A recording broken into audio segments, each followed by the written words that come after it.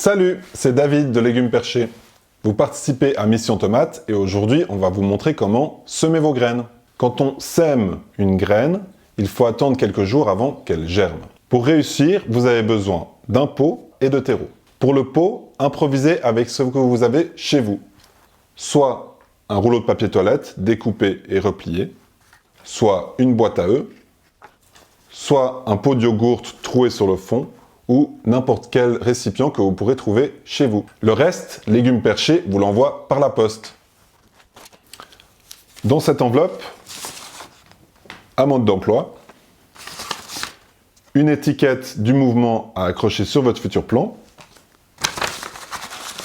les graines avec le nom de la variété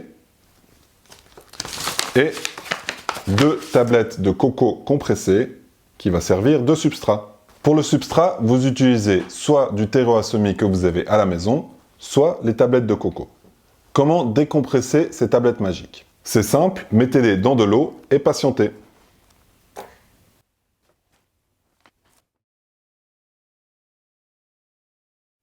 Une fois que les pains de coco sont bien imbibés, il est temps de semer. À quelle profondeur? En théorie, à 3 fois l'épaisseur de la graine. Donc, dans notre cas, pour la tomate, à environ 3 mm de profondeur. Pour faire le trou, utilisez un crayon ou un autre ustensile pointu.